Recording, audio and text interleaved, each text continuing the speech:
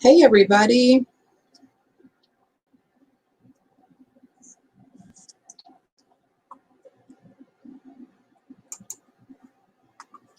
Hello, hello.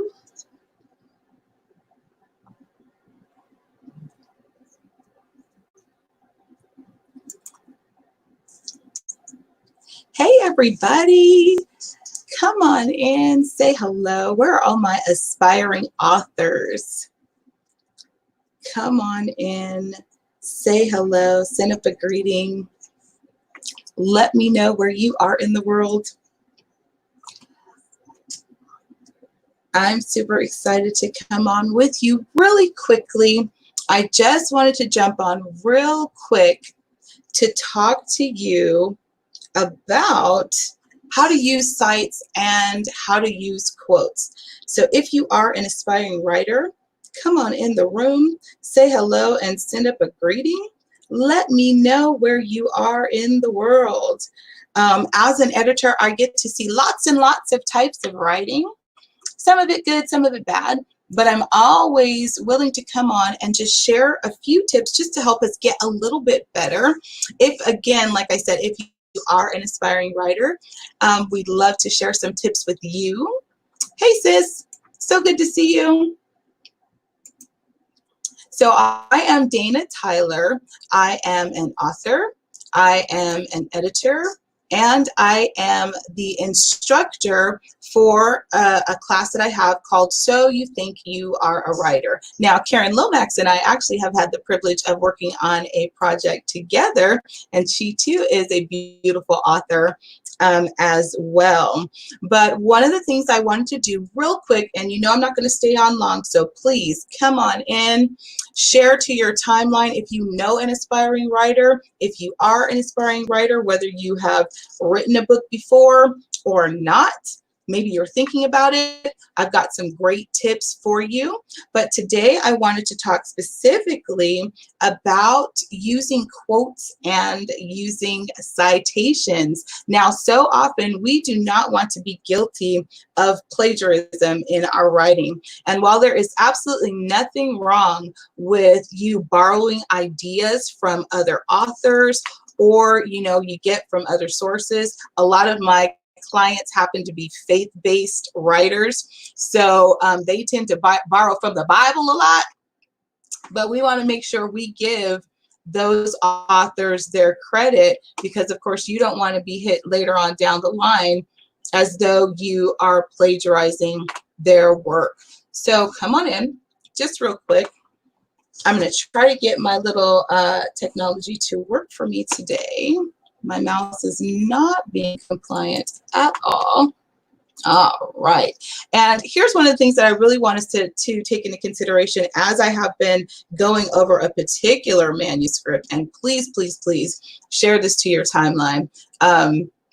Is that a lot of times we inadvertently borrow from scripture. One of the good things about being saved for a long time is that we don't know what's our words and we don't know what's the Lord's words, and the Lord's words become our words. But when you are writing a book, it is very important that you give the Lord credit for his work. So really quickly, I just want to share with you a couple of tips about how to use cites and quotes. Cites and quotes. So again, welcome to this episode of the Writer's Block. And if you know any authors, aspiring authors, even if you've written a book before and you just want to get a little bit better with your writing, we are certainly here to help you with that. Now, what I want to do is, my little mouse is not being compliant. Give me 1 second. Okay. So the first thing we want to talk about when it comes to using citations and quotations is you always want to give other people the credit for your work. And I wanted to show you a particular slide of how to fix things, especially if you're quoting scripture or if you're quoting a book or a magazine. Thanks, Karen, for sharing to your writing group. This is really, really good information. And we actually have a class called So You Think You're a Writer, and it's really, really good information that I love to share with people, especially for those who are first time producing a work for the first time. So, if you borrow a thought from another source or you reference material, you have to give that author credit for it. So we're just going to talk a little bit now. And remember, a lot of us, because we've been to college, we think we know how to cite things properly, but you do have a little bit more leeway when it comes to citing sources in your book. So I want to give you just a couple of examples on how to properly cite. First of all, we're going to talk about citing scripture. So if you happen to cite a scripture and you use the scripture word for word, and in this day and age, I really recommend that when you are citing scripture, that you simply copy and paste it from an application. It helps you reduce the error, and it helps you not quote the scripture poorly or misquote the scripture. It helps you not misspell any words. Just copy and paste it from wherever the source comes from. So I have on the screen 3 different ways for you to cite scripture. Now, a lot of times when we're writing, especially for some people who are pastors or preachers, and we're used to talking and we're used to incorporating scripture into what we're writing, it's really easy for us to just kind of paraphrase the scripture, and sometimes we do that. So I've got a couple examples of what to do. So if you're going to use the scripture verbatim, word for word, then you need to put it in quotation marks. And then what you do is just a real simple citation. You give the chapter, you give the book, the chapter, and then the verse. And you put that in parentheses and you close the sentence out with your period at the end. Now, so for example, Jesus wept, it's the shortest scripture I could find, and we put it right there on the screen. So Jesus wept is literally in quotation marks, because that's the other part we're talking about, is when to use quotes and when not to. Now, the second way that we have up on the screen is really just kind of introducing the scripture as a thought. But because that thought doesn't come from me, because that thought comes from the word, because it has an originating author, I'm going to give that originating author his credit by saying John chapter 11 verse 35 reminds us that even Jesus wept. So even though I have not quoted the scripture, of course, Jesus wept is such an easy scripture, but if I happen to say, John 3:16 reminds us that God loved the world that he gave. If I'm just paraphrasing the scripture, I'm still using a citation when I let you know where you can find that in the book. So you give the book, the verse, the chapter and the verse, and then you give your thought. And lastly, another way to say that, or another way of citing the scripture, is to literally tell us what it says. So I'm reminded in John 11:35 where it says Jesus wept. And in that case, you're going to put the scripture in quotation marks. So that's where you use John 11:35 says with a comma, then you have the scripture in quotation marks, and then you end with your punctuation. It is so, so important for you to remember, if you are citing scripture, to please, please, please include it in your writing. The next thing that I wanted to show you all just really, really quickly, and we're not going to be on here very long. So if you haven't done it already, please share it to your timeline. If you have any writing books or writing groups like Sister Karen did, please share it. Bishop Travell Travis, hello. Are you required to include a specific translation? You don't have to, but it's always good, especially if you use a different translation. The most important part is that you want to go ahead and include the fact that you got it from the Bible. I've been reading over a particular transcript recently, and this person just kind of flowed, and it's real easy to see how you can do that, because, you know, as you're writing, and because if you have been in church for any length of time and you have committed scripture to memory, it's really easy to confuse what thoughts are yours and where you got it from. And here's another good tip. If it sounds like something that's a common phrase that's used, or it's a well-known phrase that people use, it's really a good idea. Google is your best friend. If you think, sometimes I'll be having a conversation and I'll say something and I'll think, wow, that sounds like a scripture. And I'll just Google a few keywords, and sure enough, it may be a scripture, it may be a quote that's commonly used or whatever. But if you find out that there is an author for it, you should give them their credit for it. Because just imagine if someone took one of your thoughts and incorporated it into their work, you would be very unhappy. And you know, plagiarism doesn't always happen intentionally. Most times it is accidental. There are people out there who will steal your work, and that's the reason you get it protected and you take legal precautions to do that. But for the most part, most plagiarism happens as an accident. It's just an oversight, and we forget that we get information from other places. But as I said before, it's okay to borrow a thought from other authors, from other writers. In fact, I encourage you to read a lot and take some of those ideas and either use them to support your point or argue against it. But when you do that, you have to be sure to cite your sources. And again, citing sources in your book is a little bit different than it is for writing college papers. You have a little bit more leniency, but there is still that requirement that you acknowledge the originating author. Thank you, Sister Alicia, or First Lady Alicia, for sharing. So the next part that we're going to talk about really quickly when we talk about citing sources is whether you're citing a book or you are citing an article.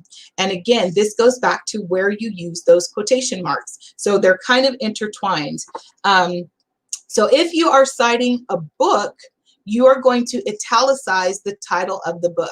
So for example, on the screen I have, in her book, Kingdom Courting, comma, Dana Tyler discusses dating and relationships, right?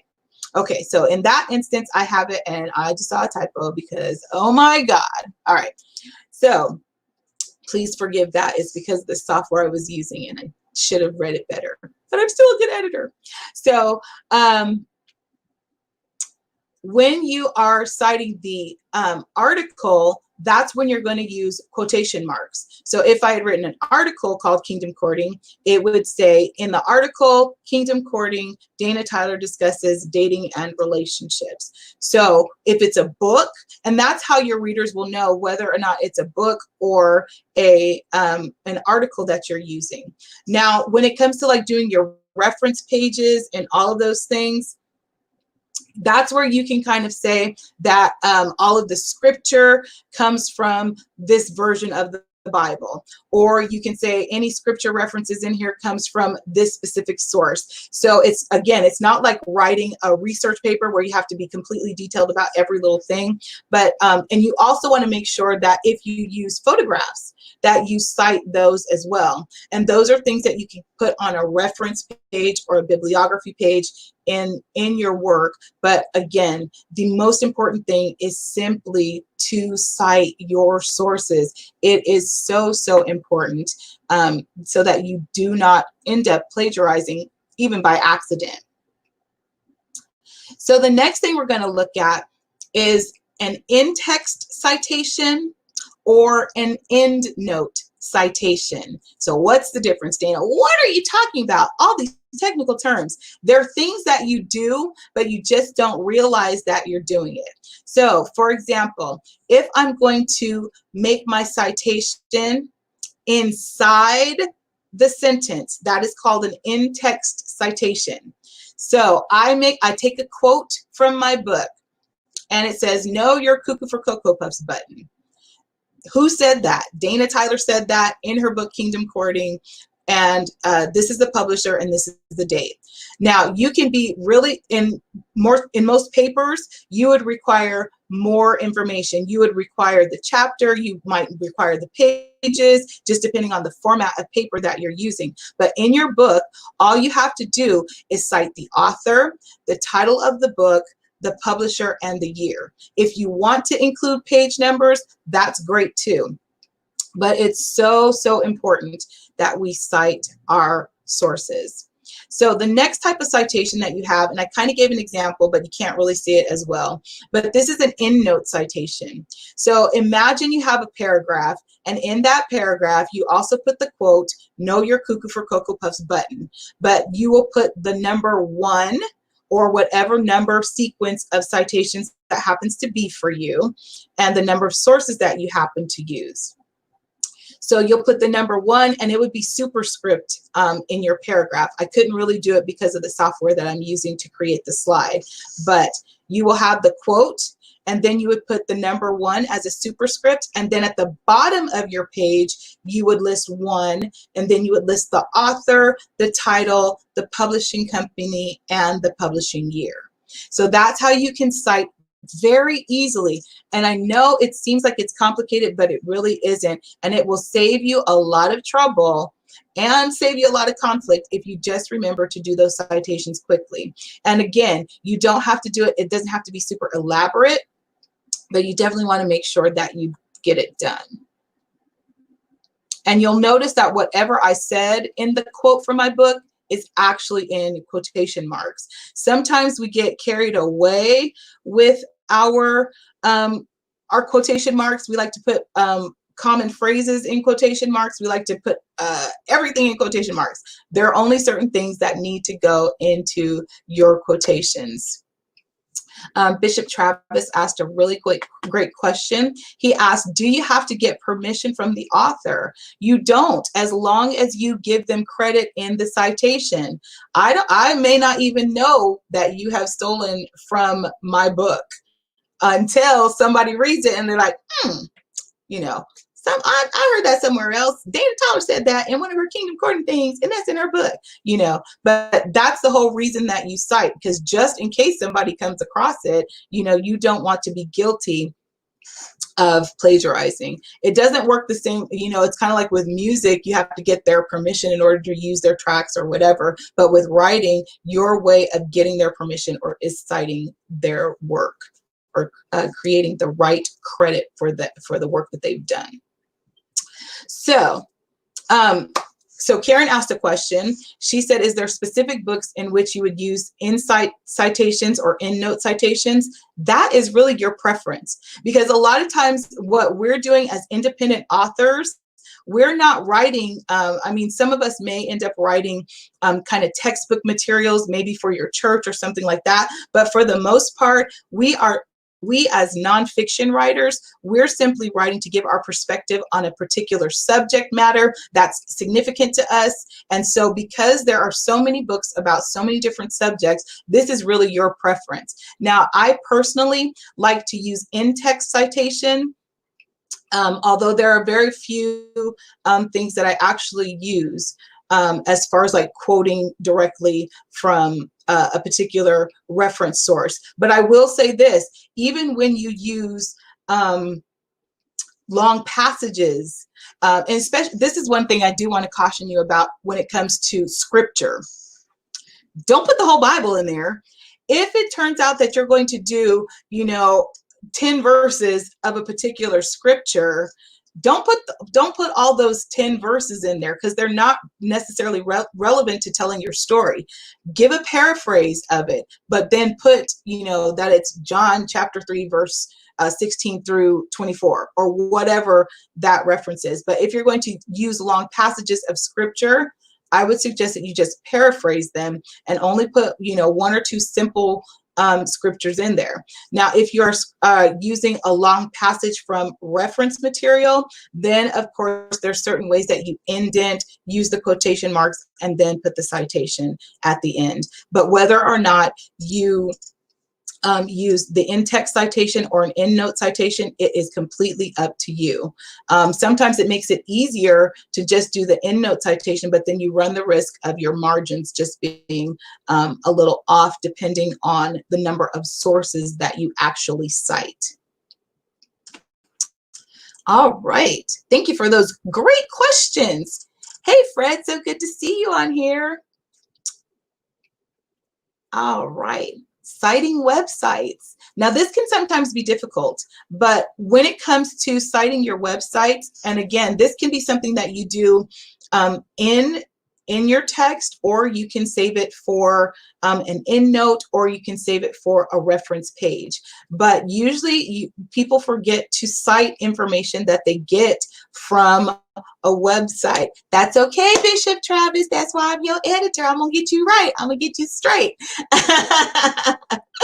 But when it comes to citing websites, try to be as complete as possible. But if you can't, it's okay. If sometimes all you have is just the URL, go ahead and put that in there. But as much as possible, try to use the author, the date that the original website or article in the website was published, do the title of the book, article, whatever, or article, do the day that you accessed it, because we know that sometimes our websites get cached and sometimes you can go back to information and it may not be there. So remember that the other reason that you are citing your resources is so that other people can go back and find the information that you found, or they may want to do further discovery on something that you have written or something that you have cited. So when you're citing a website, again, all of this may not be readily available, but usually if you go to the bottom of the website, you can find the author or the creator or the date it was published, and you can find this information on the bottom of the website.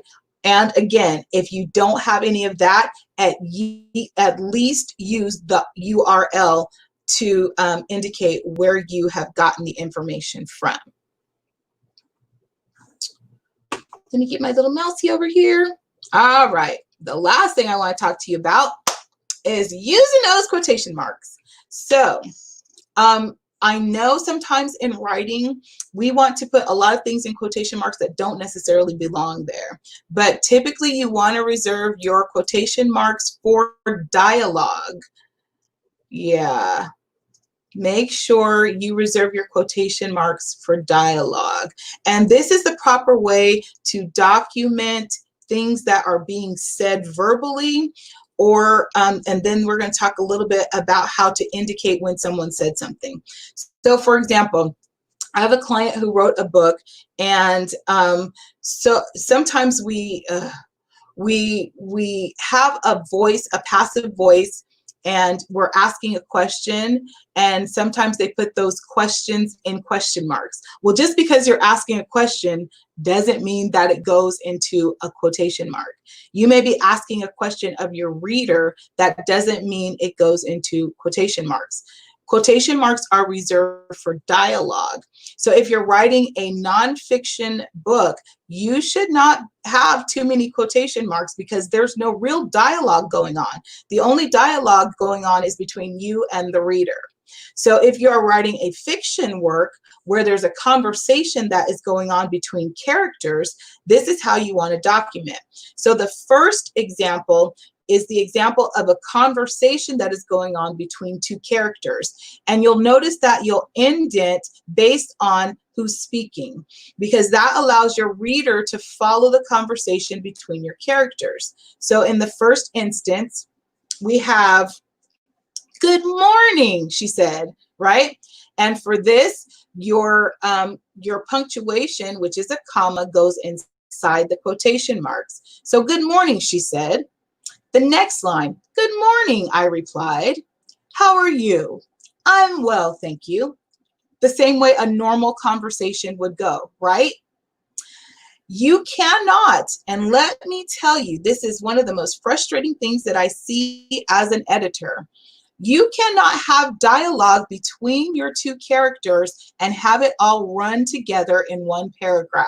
You have to make the distinction. Think about any other book that you have written. And I know sometimes as independent authors, it can be a little challenging, but just think to some of the professional books that you have written that have been published by well-known publishing houses. This is the standard for writing that they use. So you want to ascribe to that. The next thing is, say I'm telling a story and he said, good morning, right? So if he said good morning and that was his literal thing, or sometimes people will say, I heard God say to me, and then put it in quotes. Well, if you're going to put it in quotes, it better be exactly what the Lord said to you. Now, if you just heard the Lord say something to you and you just want to give us the information, that's what that last sentence shows. So instead of, he said, good morning, I'm going to say he bid me good morning and he went on his way. That's just part of the information that gets relayed in my story. What he said verbatim goes in quotation marks. Whatever God gives you as a thought or whatever you're trying to convey to your audience, that goes just in your regular sentence without any quotation marks. Was that helpful?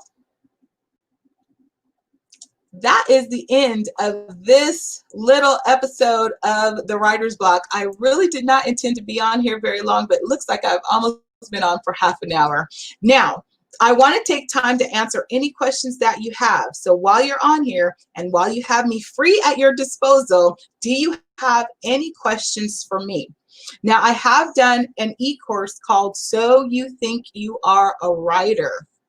And I strongly urge you, whether you've written books before or whether you're just contemplating writing a book, I strongly suggest that you go and visit discoverkcu.org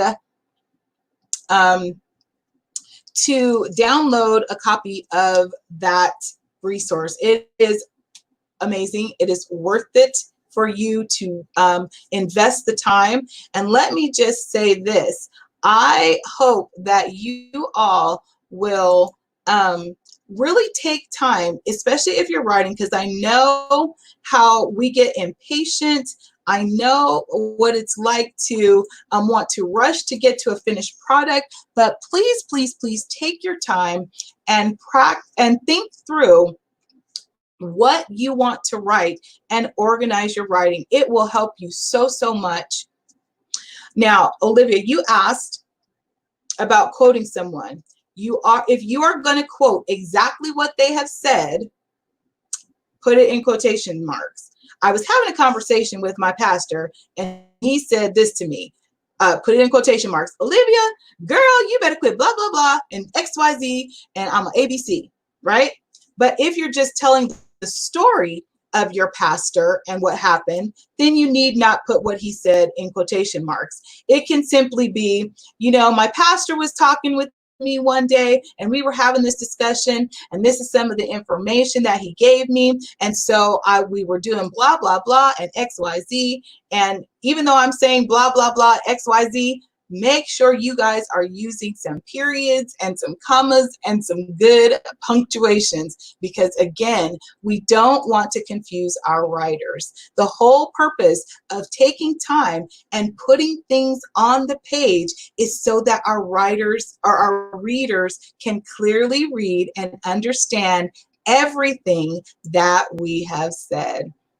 Well, I hope you guys have enjoyed this little episode, this little snippet of the Writer's Block.